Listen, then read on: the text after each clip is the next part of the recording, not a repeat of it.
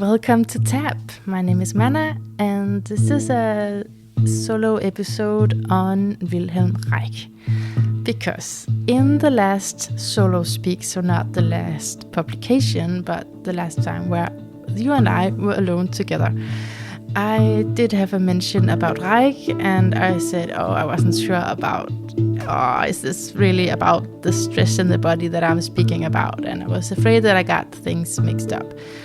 And, well, for different motivations, I've gone through some books and got some of the facts straight as much as you can with someone very discussed like that, a person who's very discussed, for different motivations. First of all, his philosophy is, as with many therapists, it's one of the foundational theories for what it is that I do in my therapeutic work with clients. So it's really an interest of mine. And then also I was motivated because I have a friend who's an astrologer. I was asking her, why do you think that in Denmark, no one is asking me to speak at the moment? I'm just dramatizing a little bit. I was like, why are people not asking me to speak about something? Like, don't they recognize me, Leo ascendant? And she said, I think it's because that you tend to go back and forth and you're pretty insecure when you speak. And I was, thank you for being honest, but also a little bit ego bashed there. So when I did that thing about Reich, I think I tend to do it a lot. I say things and I'm not entirely sure. But when I did that thing about Reich, I was like, okay, well, now I'll study then so that I'll become more sure about what it is. Not certain that this is going to prove anything. So I'm just saying, we humans have many different motivations for what we do. Just admitting this is one of the funny ones for me. Okay, so it's happening now. Let's talk about Reichian character structure and what it's all about. So my sources for what I'm gonna say, because I will sometimes use the direct words. I think it's mostly actually only direct words of Reich himself, because I really think that sometimes he's just nailing it. Funny enough, it is his work, so he should nail it, but I think he has some good sentences. Anyway, so I use some of his words and put it into my own kind of sentences, just so you know that I'm doing that on purpose. I think if he was here and I could ask him, I think he would prefer that I use his own words rather than make up my own about his words. I don't know. That's just a guess. Other than that, I have read the Danish philosopher Ole Thyssen, who's also a place to go, at least if you can read Danish. He's written about Reich in a pretty comprehensible way, but he's then not written about actually the work that I think is the most interesting. And don't count me as an expert, this is just me talking about what I've read. And if I was an expert, maybe I would know some more about the context, which I think this philosopher is doing. I think that he knows some context that I don't, probably. But anyway, I think I've read The Function of the Orgasm by Wilhelm Reich, and that is pretty amazing. And I have a lot of notes on that. Then I have read Olivia Lang a little bit, and half of character structure. And then I've read the Mass Psychology of Fascism by Reich and Googling some articles. So I started with character structure and I thought, how can my therapy be based on this? It's just about sex and it's slow and it's complicated. I don't get it. And then when I read the other works here and commentaries and some Googling some articles about Reich, things started to make sense. Okay, and I'm gonna go back to character structure now, definitely, to finish that book, because I think I now understand much more what this is about. So my intention here is to pass on that kind of understanding. You make of it what you will, but just a little bit more comprehensive what is Reich about. And because it's so huge, what I'll do is I'll bring the information here in a non-linear sort of presentation. I don't even like the word presentation about this.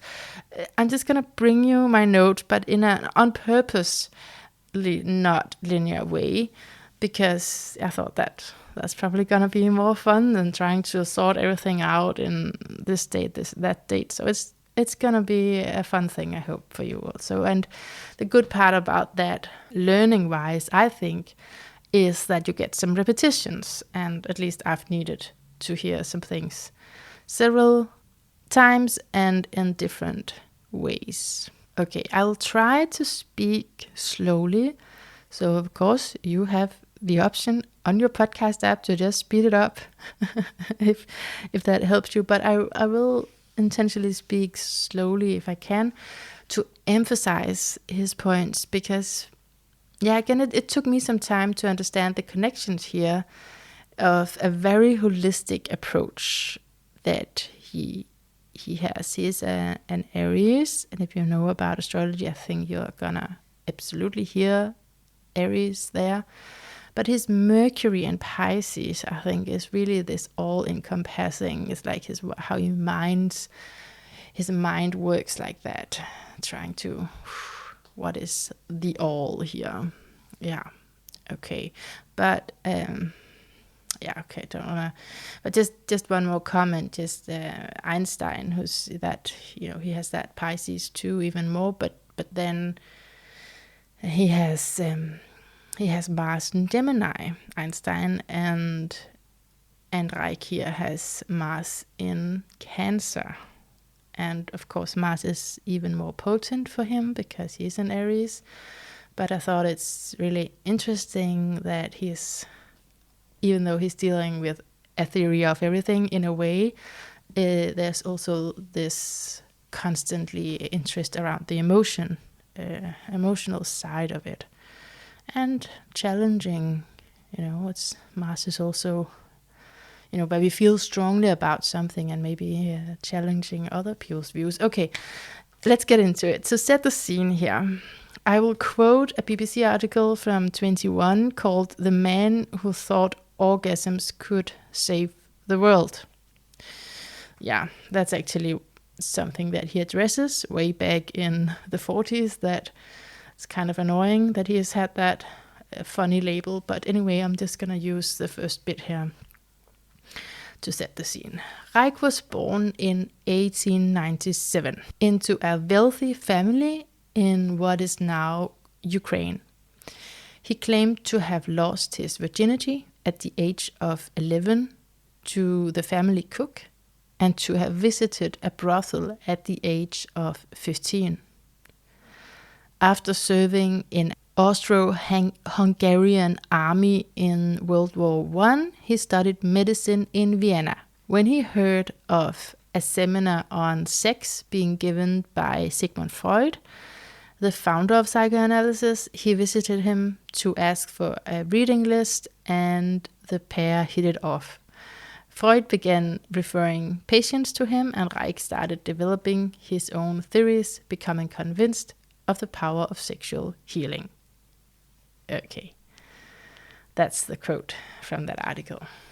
So Reich's therapeutic work contributed to, but then later departed from, traditional psychoanalysis by his theory of genital therapy. Also his theory around family and emotional sexual problems. It was really controversial, but later his sexual research was adopted, like I said, by various health practitioners and therapeutic schools. His most durable contribution is that of character armor. Character armoring, and armor, which laid the foundation for something like body-oriented psychotherapy, Rolfing, scream therapy, what is just called Reichian therapy. And also something, that I study, it's just one of the parts. So he's a very, very influential, or was and is. So we'll talk about armoring and his vision to unlock the prison of the body. So the character armor was a mechanism which bound all energy. And the armoring works as a defense against the anxiety of the sexual energy that cannot be expressed. So character is in that sense the opposite of a satisfied orgasm. The essence of his theory is that the unacknowledged history carried in our body, as our bodies are storages of traumatic memories and banished feelings, that makes the body rigid. Rigidity is one of his terms. So when humans deposit emotions in their bodies, they become rigid, they become anti-sexual, and this is unconsciously through a biological energy that governs both psychic and the somatic. So what is it about this biological energy? Okay, sexual life energy can be bound by chronic muscular tension, which can also block anxiety and anger. So this muscular tension have the same function as the character. Okay, so we have muscular tension, character armoring on one side, orgasm, sexual life, biological energy on the other side. So the context around 1920 is where official psychiatry merely classified and described for their patients. They didn't treat them, and they didn't wonder about what caused the symptoms of the patients. And this is a time where Reich is a student of Freud, who classified the anxious syndromes that official psychiatry and neurology could not understand. And he classified them by their meaning, which he contended was sexual abstinence or withdrawal from sex. So the cure for Freud for these sexual issues was to make the patient conscious of his repressed sexuality. And if the patient resisted, meaning if he couldn't become conscious of this, if he didn't want to see, he is asked to give up the resistance within a certain date. So like before 29th of July, you have to give up your resistance, otherwise you're done here. So otherwise his resistance was considered too much for this kind of psychoanalytic work. This concept, Freud's concept, resulted in physicians and psychiatrists telling patients to just have sex because they heard Freud, who was very acknowledged, say that sexual stasis, the sexual inactivity, was responsible for neurosis, so just go gratify yourself. And of course, this advice was ignoring the patient's inability to experience gratification, which Reich saw as the source of the issue. We're going to get deeper into the source, but that's at least a big deal, a big part of the equation here. So it is a time, 1920s, it's a time where neurosis is considered to be cured by psychoanalysis in about 6 months. I will say that it's with a session every day, except there was no definition of being cured. When are you cured? So you're cured after 6 months? Yeah, but where is that definition? Is the patient just going to say, okay, I'm feeling better, bye? Or what is the definition? So this is some of the questions that are around that time. And there is the quantitative concept of drive, which I've mentioned before in the one about suicide. So the concept of drive is a quantitative concept, leaving the qualitative concept to the philosopher. That's kind of what you said at the time, according to Reich. This is all from Reich's book, you know. This is a complete Reichian episode, so not really trying to put light on this from many angles, but trying to just figure out what is inside of Reich, right? So he says that the amount of libido at this time, that is what is important for the psychoanalysts, whereas Reich discovered that pleasure, a qualitative concept, is the nature of drives, and that is a psychic quality. So Reich looked for the energy source of the neurosis, the somatic core, the physiological anchoring of resistance. So just a note here, resistance meaning, why are we not moving forward in the treatment? Why is this therapy not helping? So that's, what is that resistance, right? And Reich finds that the genital disturbance constitutes the energy source of neurotic symptoms. So in his theory of the orgasm, he says that orgastic potency is the capacity to surrender to the flow of biological energy, free of inhibitions, the capacity to discharge the damped up sexual excitation through involuntary convulsions of the body. A little long sentence. But it was important with this complete resolution of excitation because it constitutes the primal and basic biological function, Reich said, which man has in common with all living organisms. Okay, so it's about psychology, psychiatry, but it's really about biology at this point. So the symptom of the disturbance in geniality, the genitals, the geniality, was not just one symptom of the issue, it was the symptom of the neurosis. This is it, that is the symptom, according to Reich. So all psychic illnesses was the result, Reich found, of disturbances in the genital function in his concept of orgastic potency. And the cure was to establish the ability for the patient to discharge accumulated sexual energy. Now, the central psychic conflict is the sexual relationship between child and parent, which is present in every neurosis. Personally, I don't find that very interesting to think about. I mean, interesting, but not very pleasant. Maybe you should think about that. But that is some of this unconscious material that, of course, in psychoanalysis, you gotta go into. So, at least at this time.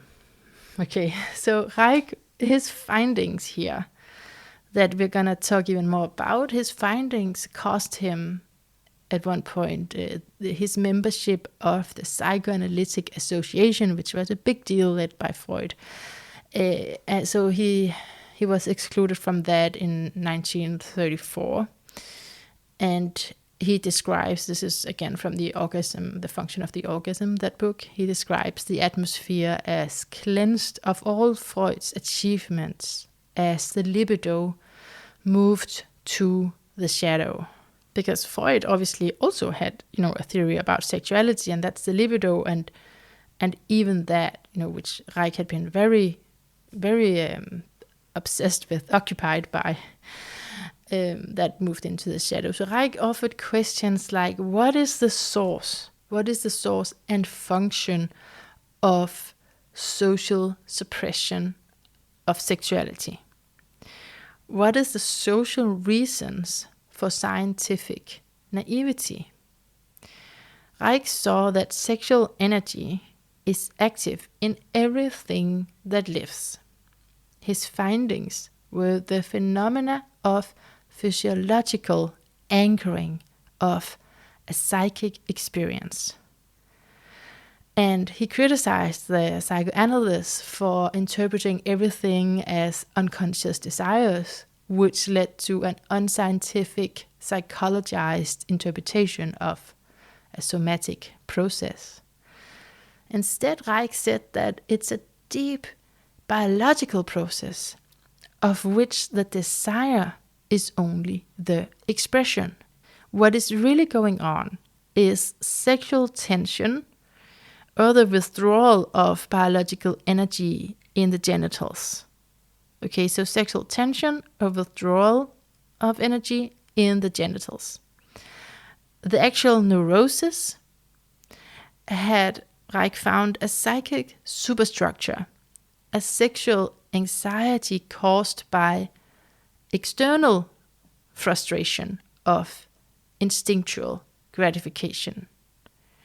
And this is internally anchored by fear of the damped up sexual excitation. And it was this fear of vital living that was so common in society, and I'm not sure if I should even put that in the past tense there. But this is what he writes. And yeah, there's a reason why he's still so influential, right? With so many of these issues that are potent, if you will. And even in a democracy, right? Because, but we have a democracy now, right? But they had a democracy too in 1920s. And yeah, this particular book is from the 1940s. So it's a democracy, but when you have a democracy, you may be a little bit more loose because you assume that your freedom is guaranteed. It's a democracy, right? But actually in a democracy, people can be taught to be blindly loyal.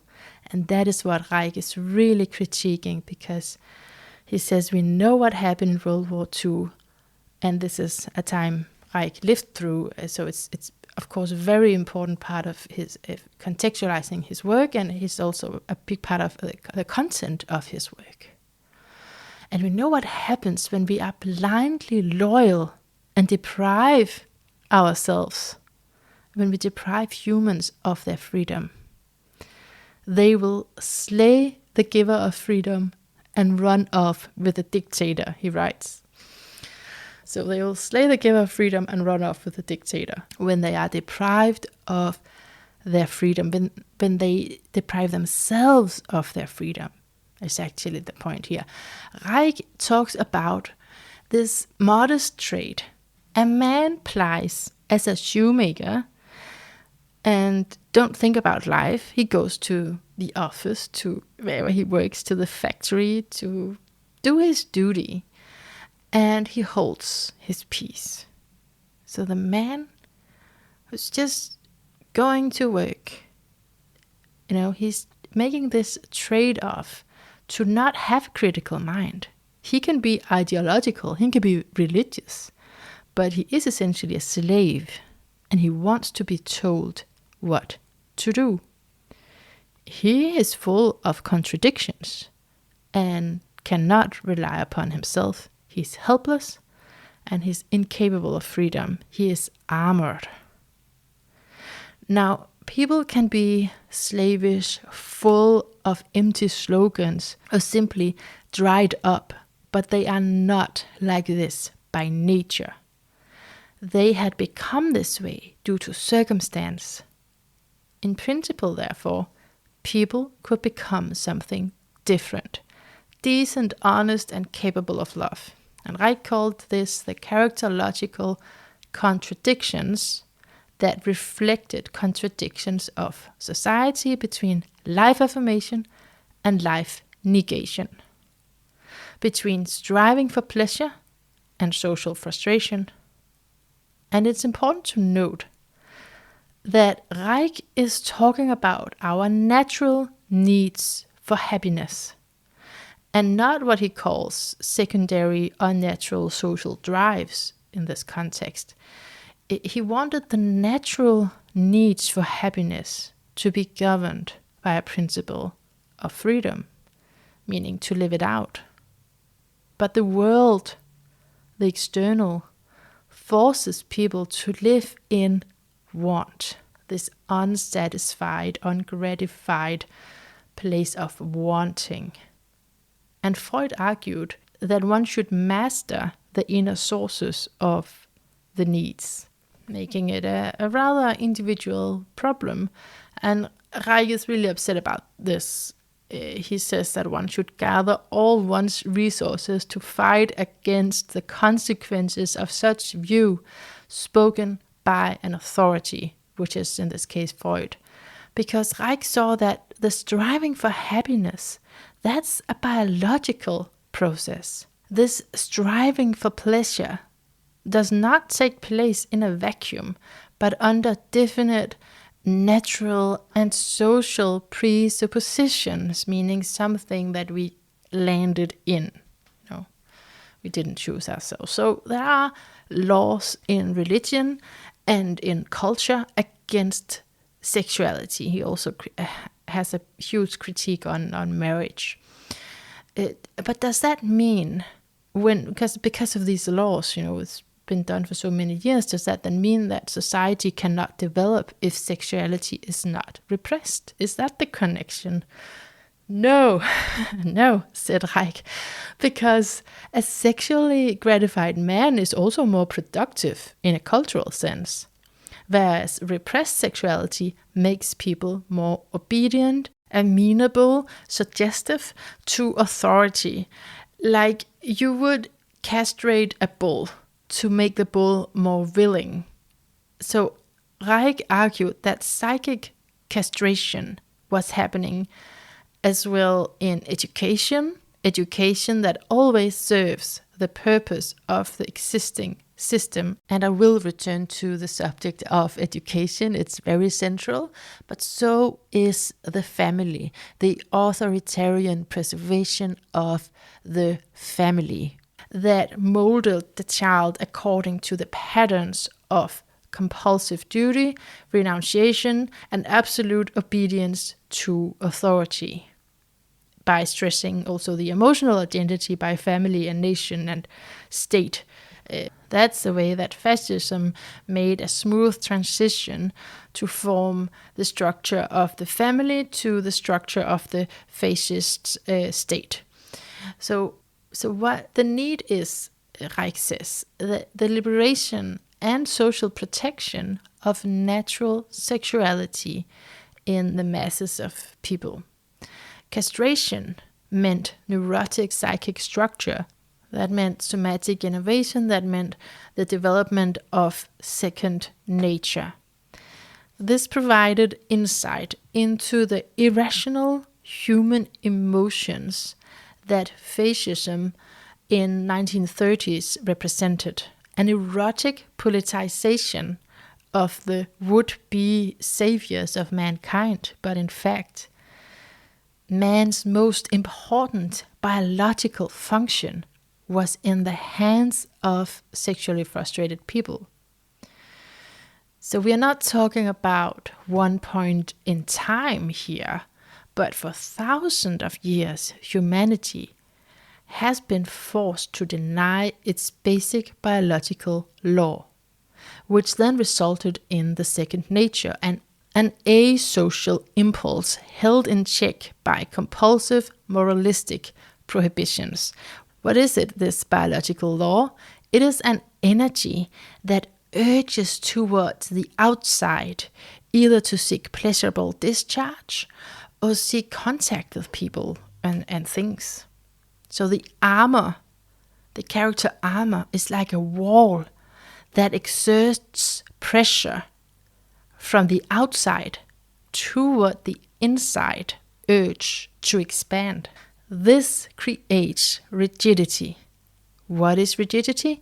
It can be feeling uncomfortable within one's own skin, feeling unable to realize oneself, feeling tense, feeling inhibited, feeling like you're just ill-equipped to face difficulties, to face the disappointments of life. And instead of facing it, and instead of handling it, you crawl up into yourself. You crawl into yourself. Does that resonate? It does so for me, especially for my younger self. And it comes from this internal pressure and then the surface tension. So it's the inside and it's the outside. It's the direction of the biological function toward the world. So the biology, meaning this is you, this is inside of you, moving toward the world and moving away from the world because of the neurotically armoring. Okay, I hope you're with me still.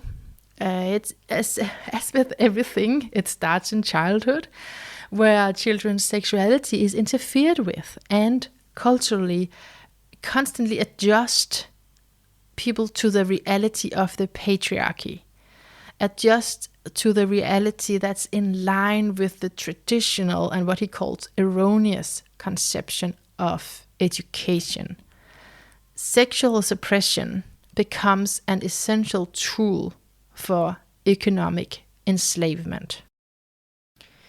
Okay, so let me return to the subject of education. So he says in Sexual Revolution that it is the question of managing infantile motor activity, how babies move, simply put, that lead to the problem of education, because a child should be free in his movement, because then he will not be receptive toward reactionary ideologies. And this is like a whole underlying background song in what he is about, Reich, because it's like, why are people being submissive? And yeah, this whole exploration of the authorities that have made a certain kind of man, a certain kind of character structure. So he says that teachers need to be re-educated and that people need to learn to use the correct instinct in these questions to criticize the educators. Meaning we can't just criticize the educators, but we have to like figure out what is this? There's an instinct in me that says this is not the correct sexuological training. And the central task is to bring about a non-authoritarian structure in people in the sex affirmative education of the child. And he refers to an example of a kindergarten by Vera Smith, where children's impulses were not interfered with at all. And the findings were that the educator must constantly work on himself, and that restlessness and disorders among children regularly was the result of unconscious neurotic attitudes on the part of the teachers. So, yeah, pretty important stuff. Now, no society will succeed in mastering the problem of psychopathology in children and adolescents if the society does not have knowledge and have the courage to regulate the sex life of children and adolescents in a sex affirmative manner. So, if there should be any doubt by now, sexual life is not a private affair. And it doesn't mean, he adds this, it doesn't mean that the government should be allowed to meddle in anybody's sexual secret, but that the concern for people's sexual structure and establishment of their full sexual capacity, that cannot be left to private initiative. It is a cardinal problem of the totality of social living. And so what is particularly the problem in education? Well, that is that it's moralistic. He critiques the ideology of conventional morality that is the cornerstone in authoritarian institutions like that of marriage, an authoritarian institution that is at variance with sexual gratification, and it brings a negative attitude toward sex. It sure does. So let's take it a little deeper here. Reich agrees with Freud's discovery of unconscious, infantile, cruel, and antisocial impulses. So he agrees to that, but Reich says that the findings of these unconscious, infantile impulses obscures that the unconscious also contains many impulses which represent natural biological demands, such as sexual desires of adolescents, of people who are tied down in an unhappy marriage. Okay, so the antisocial impulses derives from non-gratification of natural demands, because the damped up libidinal energy reinforces infantile impulses and creates entirely new ones, mostly of an antisocial nature. I think this is quite important. And when he is criticized, it can seem like, oh, just go have sex with everybody, and then not caring at all about all the disadvantages to that, or the pathologies and traps that we people can fall in. But he's really handling that too in his theories. So that's just important to be aware of, that he says that if you were to desire something that is in fact violent, well, then that relates to, this non-gratification of natural demands, and that why have those natural demands not been fulfilled? Well, that's because of social repression. So social repression of a normal sexuality, to put it like that. So what an important point in all of this, in the shadows, in the unconscious material here, antisocial, is that it is relative. So there is a relative character to antisocial impulses. Even reality, which is something psychoanalysis uses, the reality of the principle of reality. He says that reality is in itself relative, as it is determined by authoritarian society, and it serves its purpose when you talk about reality. And when he says stuff like that, people accuse him of being political, but he says not to mention this is also politics. So this element he is correcting and getting from psychoanalysis is that the unconscious itself is socially determined. That means if one should give up infantile and antisocial impulses, then you need gratification of normal physiological sexual needs and genital gratification, but that is at variance with present day laws and with every patriarchal religion. So that there's no way that the culture here can be put together with the biology. So many cultural elements in our society is based on sexual repression. And he argues that it is the fear of the unconscious inferno, which everyone carries within them, that causes reactionary ideologies, as it is in fact a defense reaction toward something that you don't own in yourself. So this cannot be morally regulated away, the antisocial impulses or the reactionary ideology. It cannot be regulated away, because regulation of instinctual life creates exactly what it pretends to master, antisocial impulses.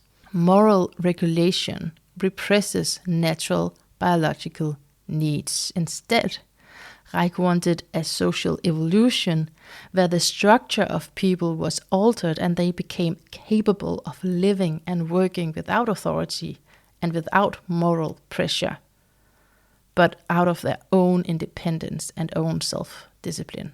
For this, we need education to change, so that pathological impulses would not develop at all, because right now schools teach in and then with a life-negating moralism. It's inside the teaching. And he talks of a sex economy and of self-government, which that's like the premise for psychic health. Before you can be healthy mentally, emotionally, then this whole system needs to change. And for that to change, that you would need internal and external conditions for gratifying love life. Okay, now let's look a little bit more into the character armoring. It, of course, starts in childhood.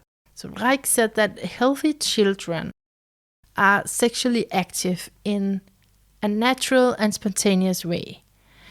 And because of the suppression, a psychic structure of 3 layers develop. The first layer is an artificial mask of self-control, compulsive, insincere politeness, and pseudo-sociality.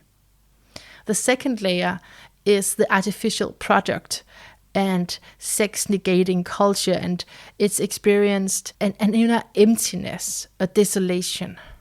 And the third layer is deep down this natural sociality and sexuality, a spontaneous joy in work and capacity for love. So that's the biological core that is at variance with every aspect of authoritarian education and control. But it is also the only real hope we have of mastering social misery. So Reich's secret of his successes in treating patients was that he did not want them to fear him as an authority, but to look upon him as a human, plus that he used every available means appropriate to medical work to liberate his patients from genital inhibitions. He did not consider anyone cured before they could masturbate guilt-free. How about that? So that's a definition for being cured.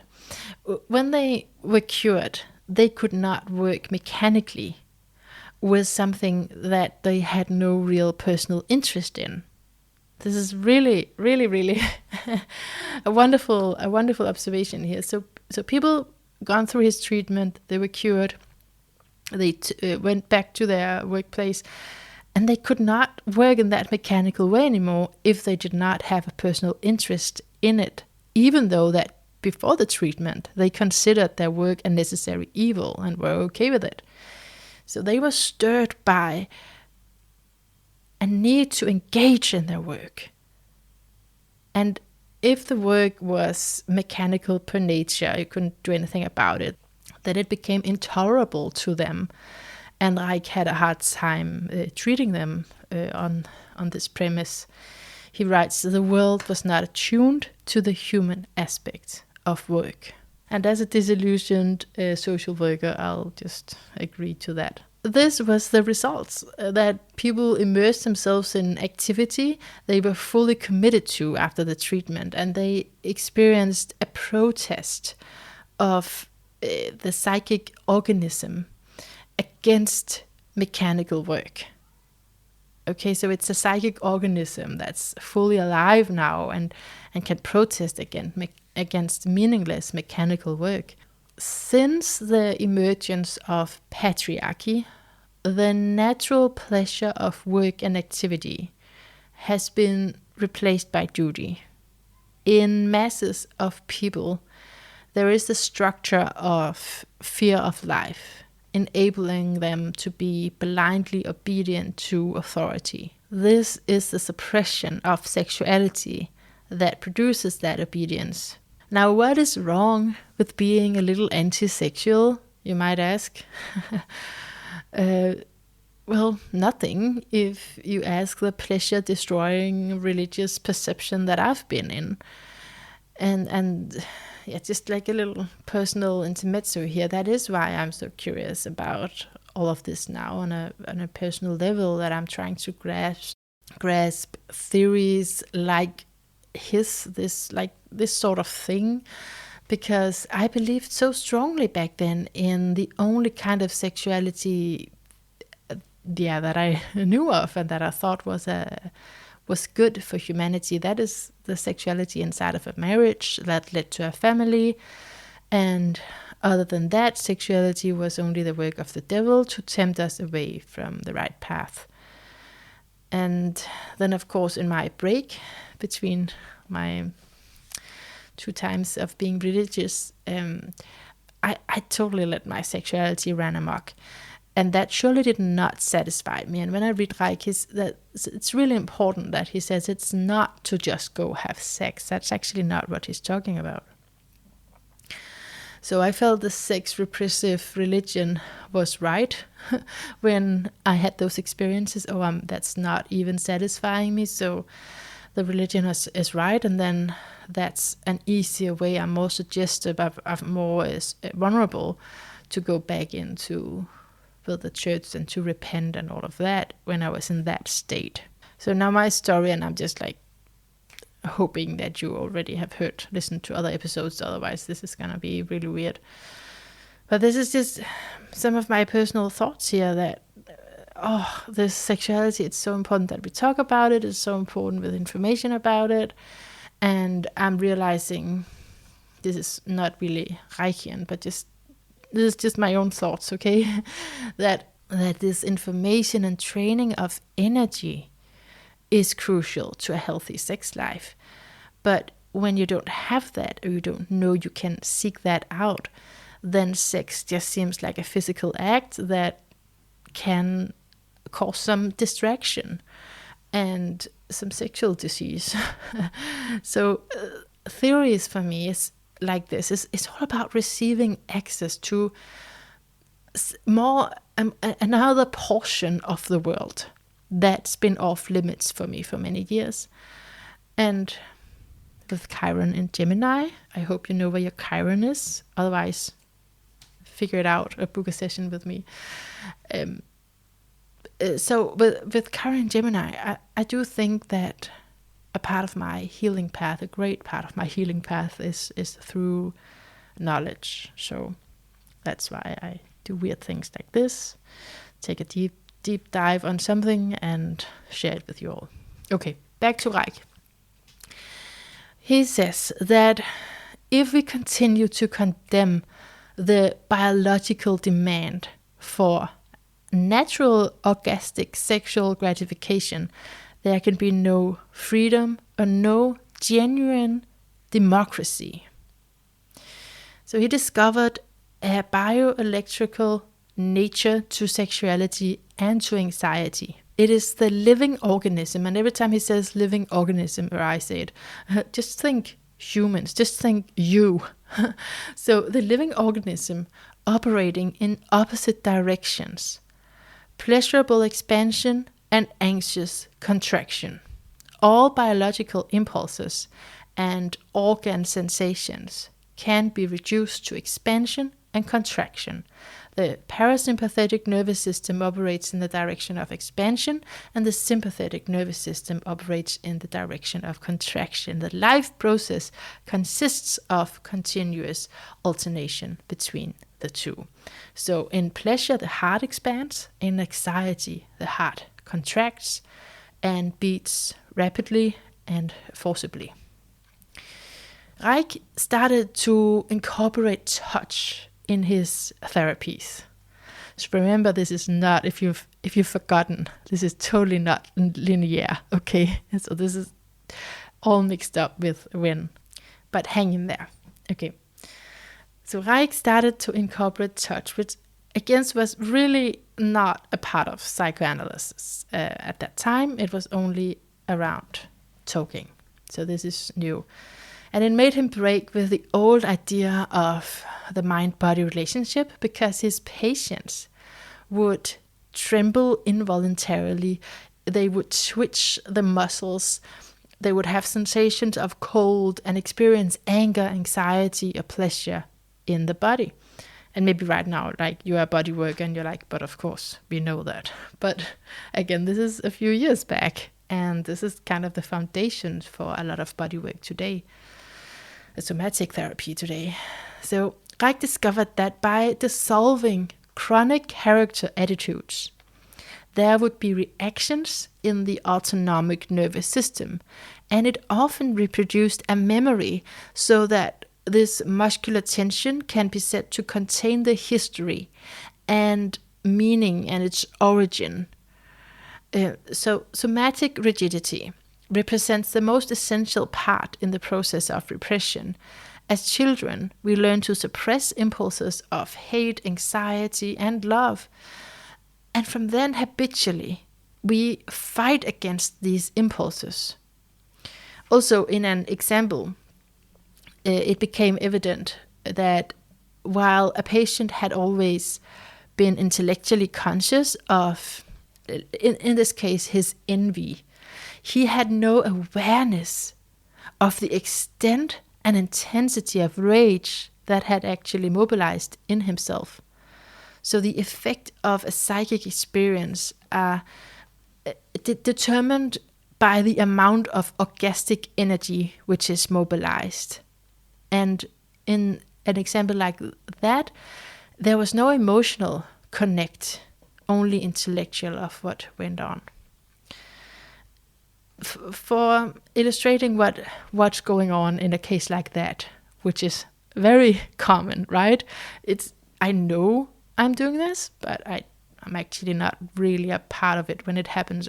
Some kind of split that I know that this is my issue, but I still do it and feel some kind of disconnect from it. So what Reich uses as an image is the image of a snake or a worm to demonstrate the uniform, wave-like rhythmic movement which governs the entire organism. Then imagine that some segment of the snake is paralyzed or restricted, so that the snake, or so that we are not able to move with the rhythm of the entire body. The other parts of the body would not, as before, move in one unit.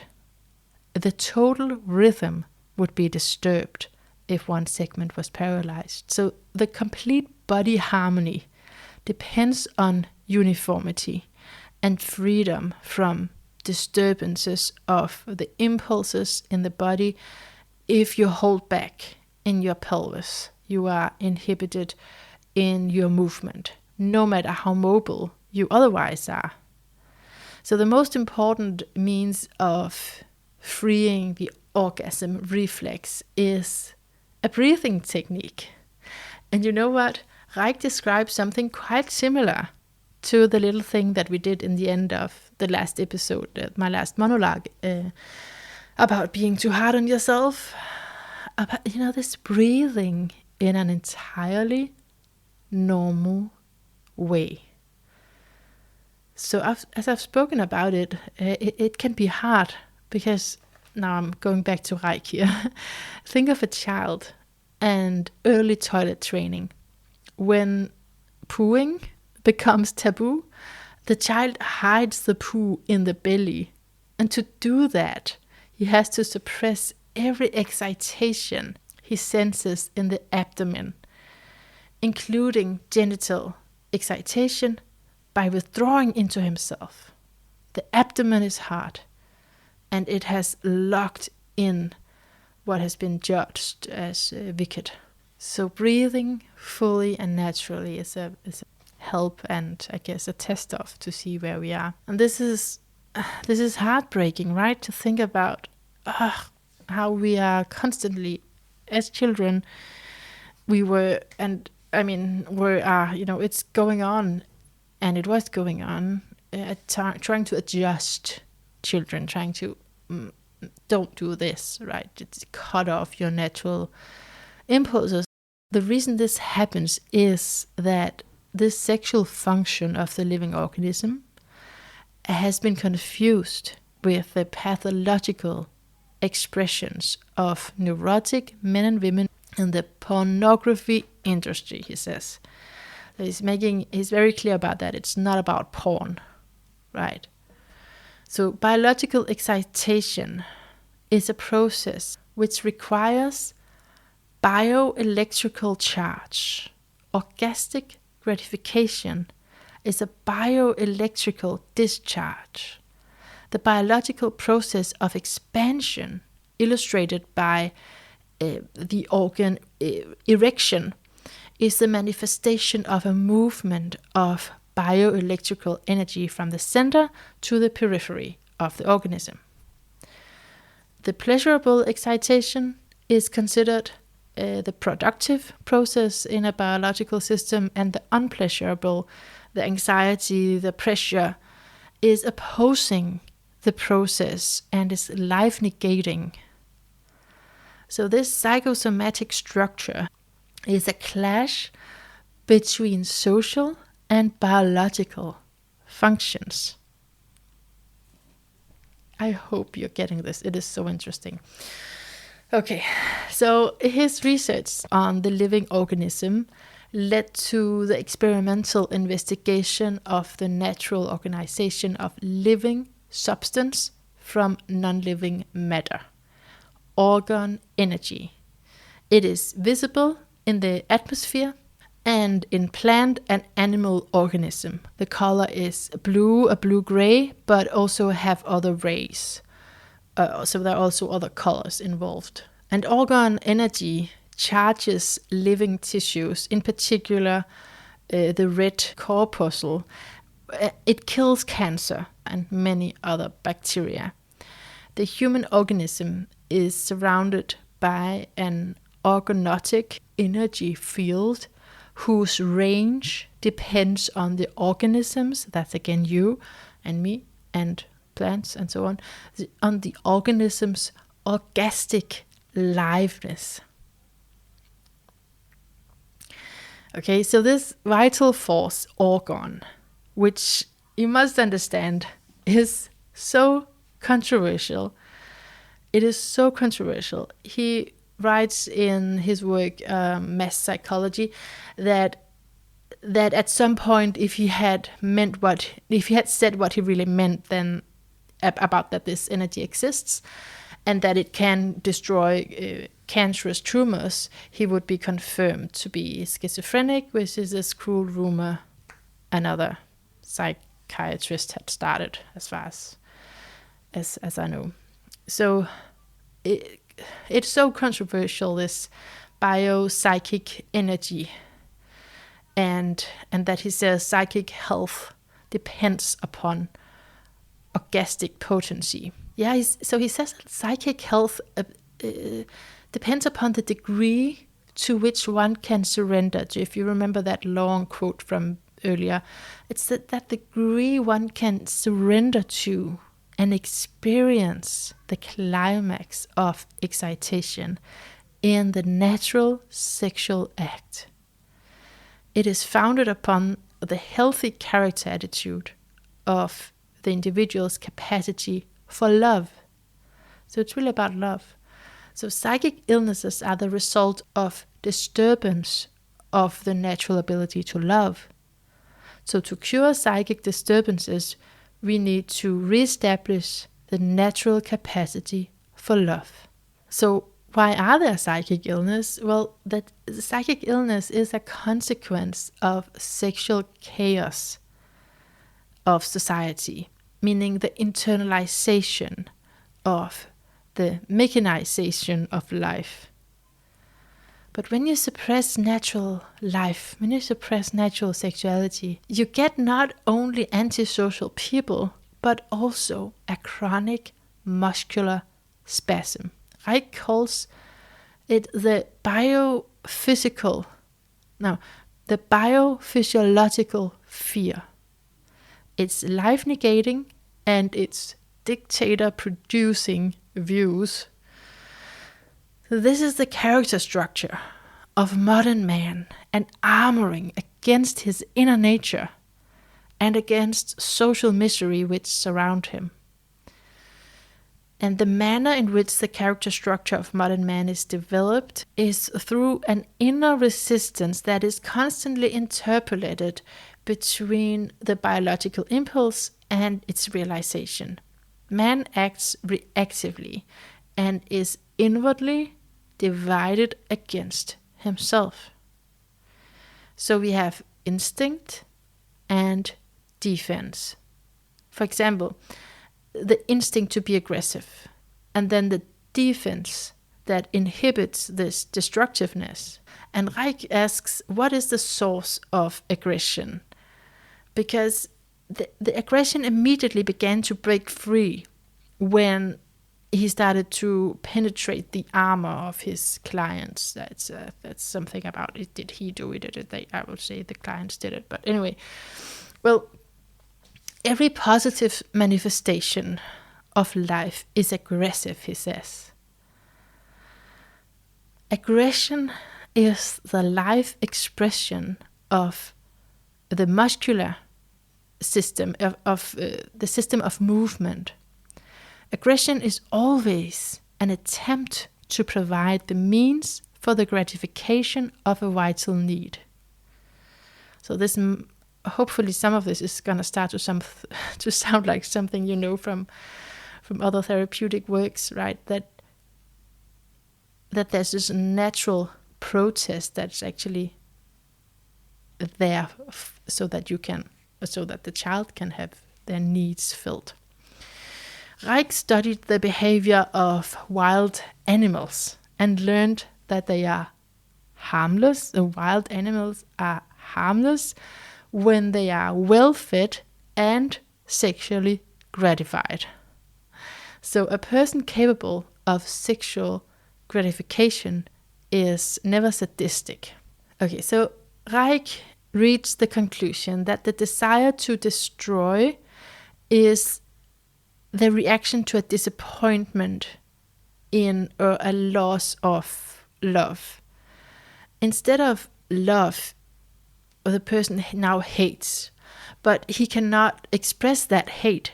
It has to be bound to avoid the anxiety that it causes. So love causes anxiety, but inhibited aggression causes anxiety too. His theory is that the orgastically ungratified person develops an artificial character and a fear of spontaneous living reactions, thus also a fear of perceiving his own orgastic sensations. It is not a destructive instinct, says Reich, but a will to live, that causes the impulses to destroy. He compares it to animals, that they don't kill because they take pleasure in killing, but because the animal is hungry and it feels life-threatening, so they need to kill. Aggression is therefore an indispensable means of gratifying every instinctual impulse. So it's a mean, it's not a goal in itself. Some of the consequences of armoring for people is that isolation. It's that they crave authority and that they are miserably sexually. And he has this formula that actually led him to discover organ radiation, as I understand it. So mechanical tension, bioelectrical charge, bioelectrical discharge, mechanical relaxation. Okay, so I just want to come in with a little note. This is Mana again. Just a little note of mine that reading about organ, it just reminds me so much of Chinese medicine's philosophy of this invisible field of energy called Qi that I personally work a lot with. So this is the energy field that's constantly surrounds us, and the purpose of something of the practices, the spiritual exercises that I do is to be able to unveil, to transcend our senses, our five senses, and perceive this energy. So you can call it Qi, or organ, I'm not saying it's the same, okay? I'm just saying it reminds me a lot of that, a lot about it. So yeah, but so the purpose for what I do is that heightened awareness and to be better in touch with your emotions. And you know, Qi, there is this whole sexual component to it. If you've heard of something like Orion breathing and Jing essence, there's a powerful resources that can elevate your parts, all your parts of being. And so I don't know if it's the same energy boosting that Reich's organ accumulator intended, because he did make this machine to increase the level of vitality. But I cannot think, even though I feel, okay, I don't know the totality of the context. Have I even understood this? I've just read some books. How deep do I understand this? Can I even say this? But it's kind of an insult to my reason if I don't say this, because it seems a lot like the same, that it is about, you know, increasing vitality, and for spiritual practices, it's about guiding this substance, this energy that occupies space, like this cosmic continuum filled with vibration. It's about, getting in touch with that. Okay, let's go back to Reich. But interesting if you have any associations as well to what does this remind you of, and does it make sense in any way to you? Now, Freud, he did not agree to Reich's sexual pleasure as a guiding principle, because the satisfaction of the libido is impossible, he said.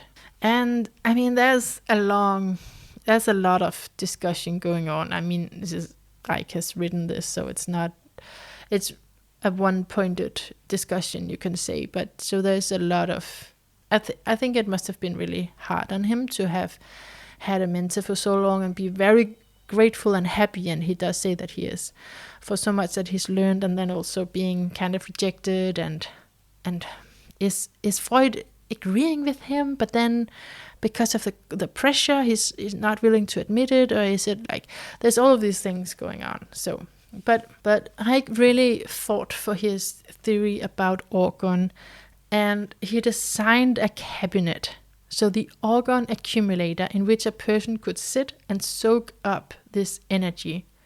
The energy, it was a vital essence that animates all beings.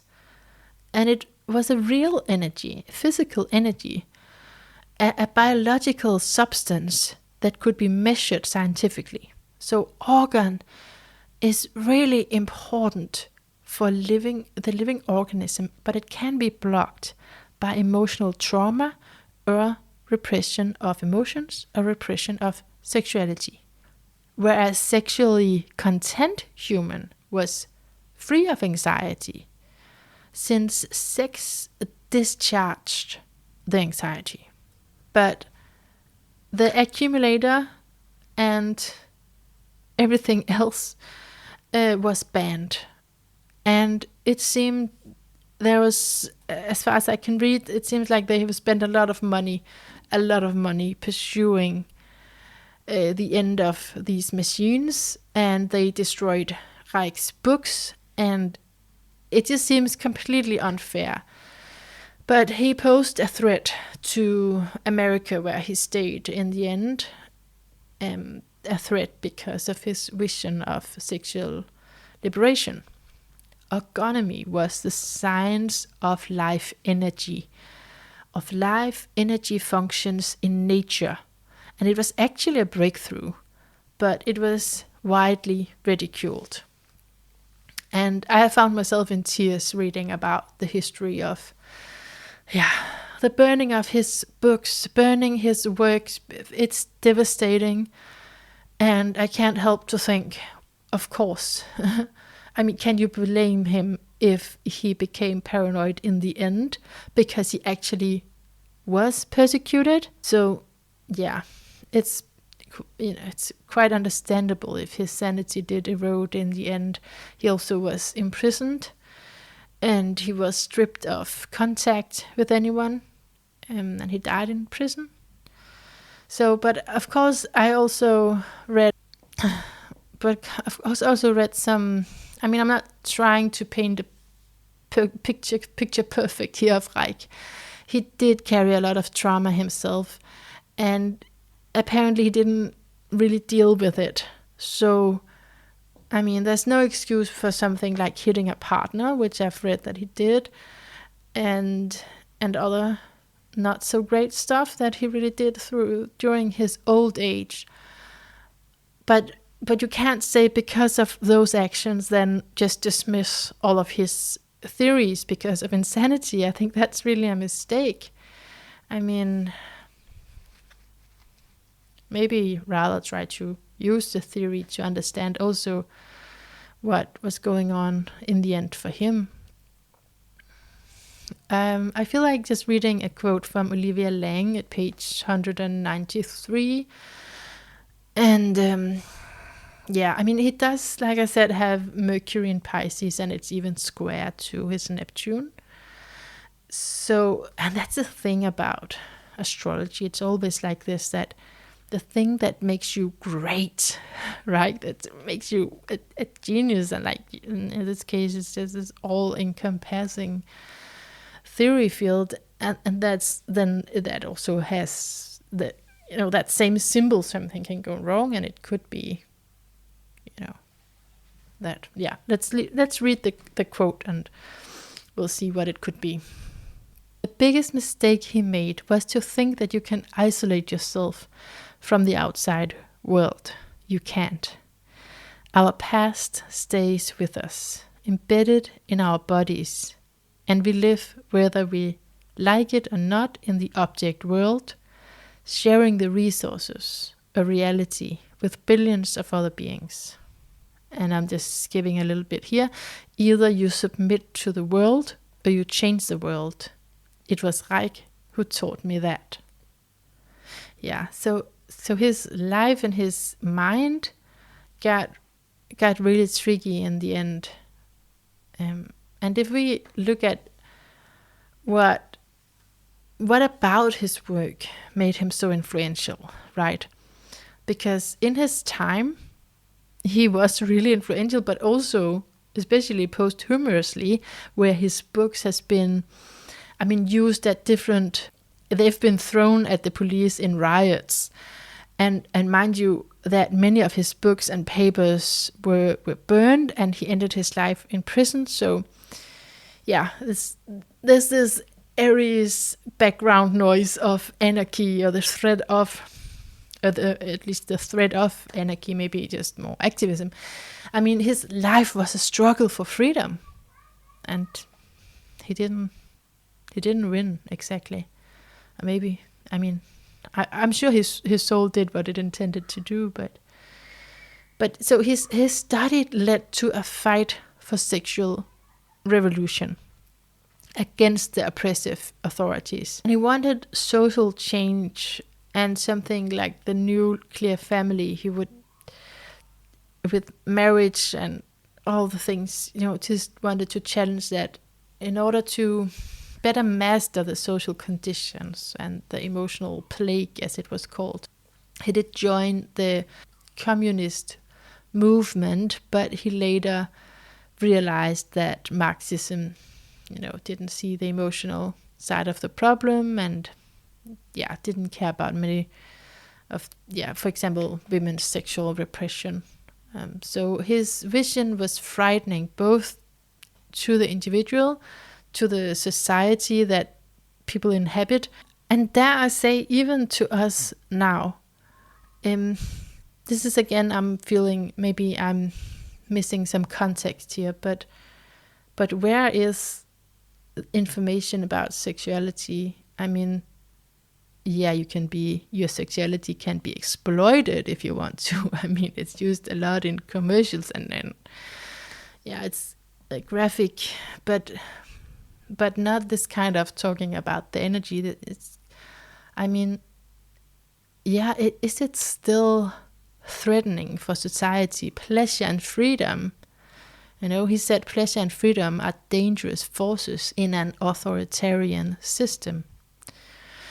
But at one point he established 6 clinics in poor areas, and in those clinics he offered therapy plus sex education, and for example how to use contraception, because this is the all-encompassing of his theory. But he's like, people would need to have access to sex, but to safe sex, right? And not only for the individual, but for a freer world. So sexuality was getting distorted under the patriarchal capitalism that was about submission and control. And submission and control, and capitalism, it's a model of ownership. So Reich was politically active and in public, and that there was a lot of problems with that because Freud did not approve, and he thought that psychoanalysis, if they should survive, because they were doing great things, and if they should survive in that clinic, then under what was a Nazi ruled country, right? A world maybe in a way. Then they needed to stay politically neutral, but staying neutral wasn't possible because the Nazi government ordered Freud and his the Berlin Psychoanalytic Institute to submit to their views of race if they did not close. So if they wanted to stay open, they should submit their treatments and everything to this race theory. And Reich wanted to close, but it stayed open, and the consequence of that was that Freud's books were closed away, and Reich ran, fleeing to different countries, including Denmark, and he was asked also to resign from being a psychoanalyst when he was 37 years old, of all ages. That's my age too. He had lost everyone in his professional circle due to his fight against fascism. So this is a few pieces, and it's almost the end. It's not quite the end, but it's almost the end of a nonlinear story. But I want to also read some quotes from Mass Psychology, his work, because there is this direct correlation between social structure and character structure. And it was this writing that got him excluded from the Communist Party. And it's this writing that's been used in different activistic events. I just hope it's going to make some sense to you on top of what we have learned already. It says, it's not only by means of this process that sexual repression strengthens political reaction and makes the individual in the masses passive and non-political. It creates a secondary force in man's structure, an artificial interest which actively supports the authoritarian order. When sexuality is prevented from attaining natural gratification, owing to the process of sexual repression, what happens is that it seeks various kinds of substitute gratifications. Thus, for instance, natural aggression is distorted into brutal sadism, which constitutes an essential part of the mass psychological basis of those imperialistic wars that are instigated by a few. To give another instance, from the point of view of mass psychology, the effect of militarism is based essentially on a libidinous mechanism. The sexual effect, this is really interesting, listen up. The sexual effect of a uniform, the erotically provocative effect of rhythmically executed goose-stepping, the exhibitionistic nature of militaristic procedures, have been more practically comprehended by a sales girl or an average secretary than by our politicians. On the other hand, it is political reaction that consciously exploits these sexual interests. It not only designs flashy uniforms for the men, it puts the recruiting into the hands of attractive women. In conclusion, let us but recall the recruiting poster of war-thirsty powers, which ran something as follows: travel to foreign countries, join the Royal Navy, and the foreign countries were portrayed by exotic women. And why are these posters effective? Because our youth has become sexually starved owing to sexual repression. Yeah, so that's one of the quotes I wanted to dig up. A few more to come. A researcher has an allegiance to truth, over which no other allegiance, however highly esteemed, can take precedence. What makes it particularly difficult to fulfill this allegiance to truth is the fact that communications of truth, instead of being looked upon as natural, have a highly dangerous potential as things stand now. Basically speaking, this is merely a summary of facts, which in an isolated way have been well known to us for a long time. 1. Mankind is biologically sick. 2. Politics is the irrational social expression of this sickness. 3. Whatever takes place in social life is actively or passively, voluntarily or involuntarily, determined by the structure of masses of people. 4. The character structure is formed by socio-economic processes, and it anchors and perpetuates these processes. Man's biopathic character structure is, as it were, the fossilization of the authoritarian process of history. It is the biophysical reproduction of mass suppression. 5. The human structure is animated by the contradiction between an intense longing for and fear of freedom, also an essential concept. 6.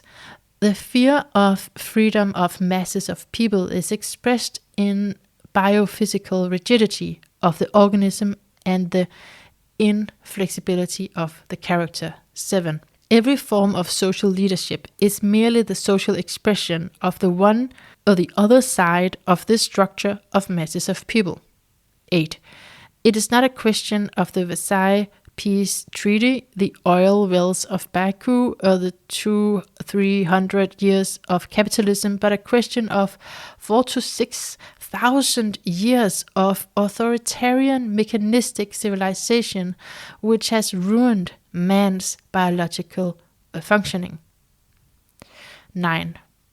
Interest in money and power is a substitute for unfulfilled happiness in love, supported by the biologic rigidity of masses of people. 10.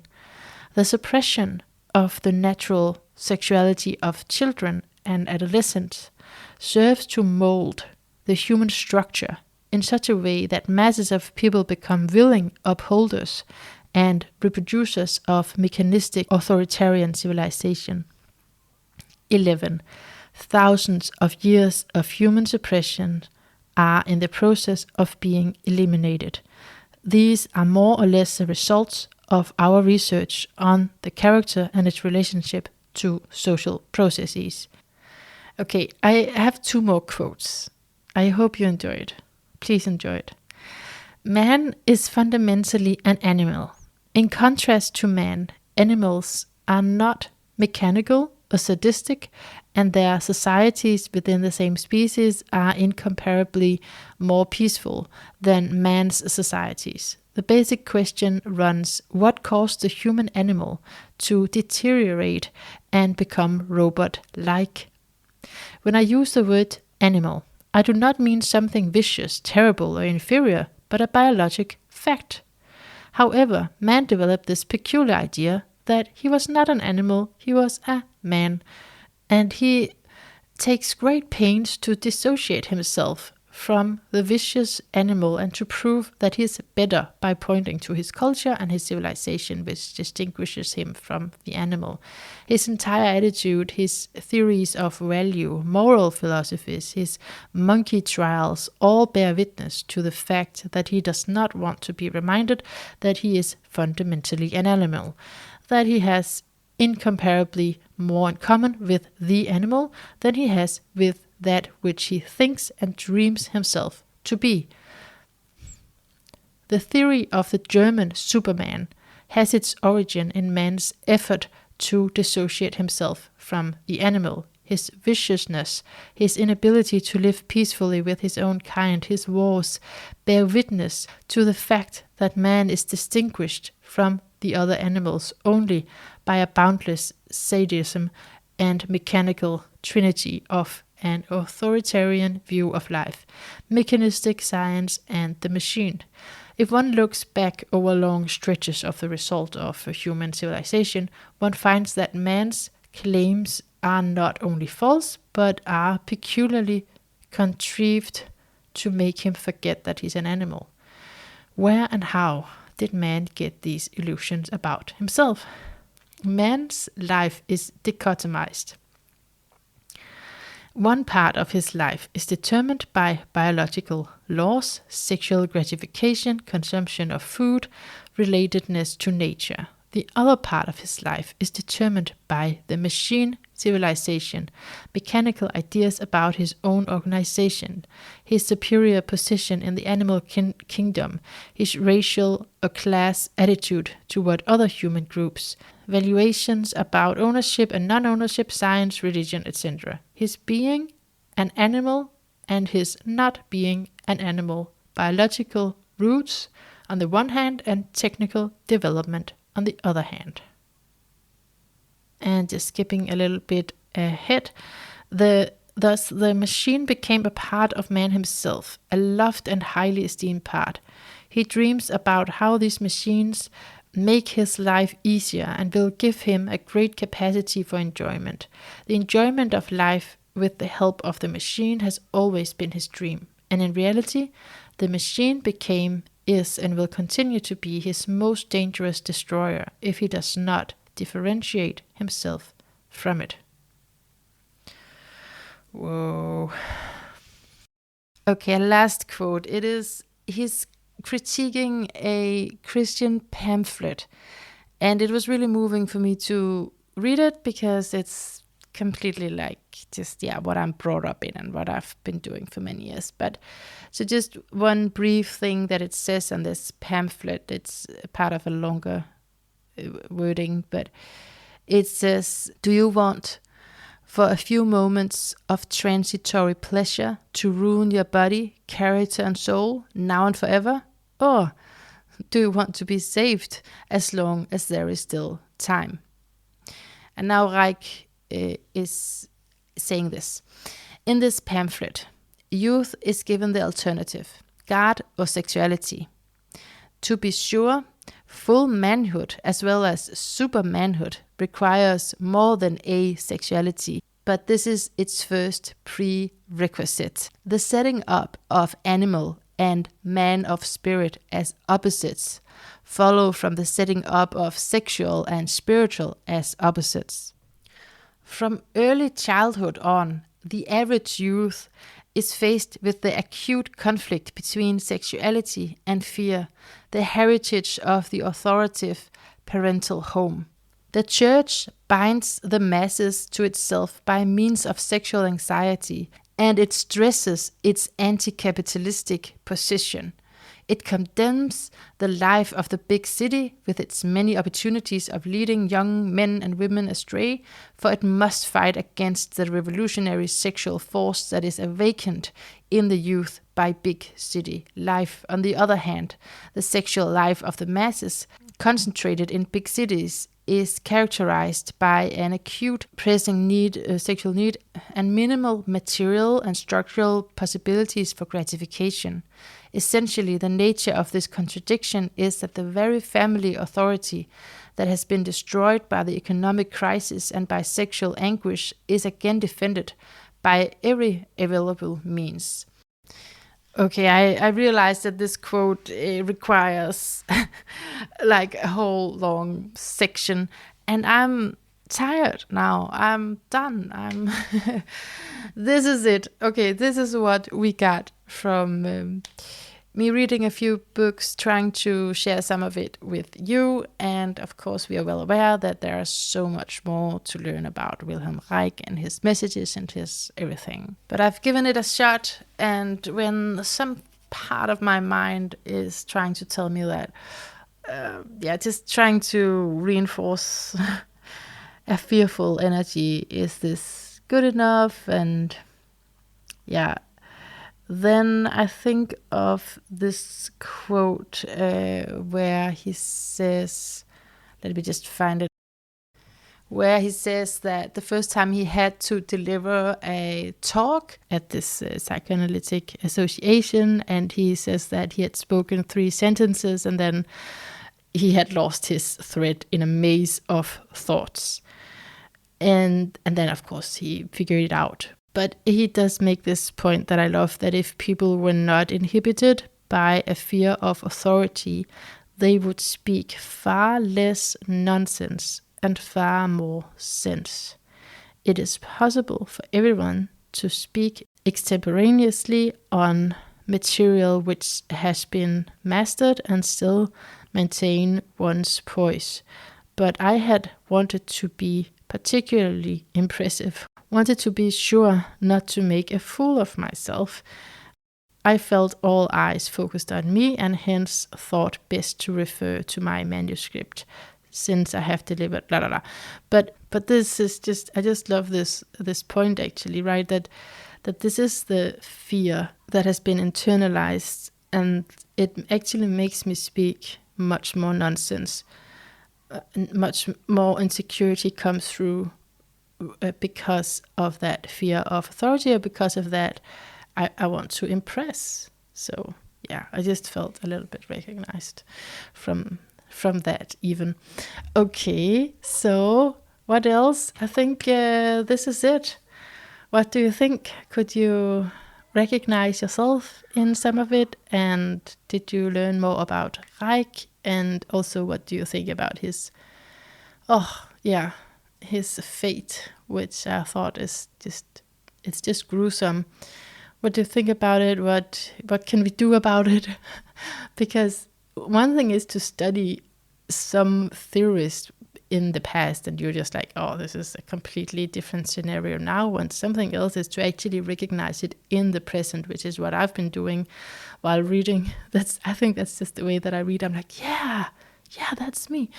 Anyway, but for example, something like the crisis of when we had COVID, and you have to make that decision for yourself. I really recognized myself when I read about the people back then about, I want someone else to decide for me because I don't really trust myself in this.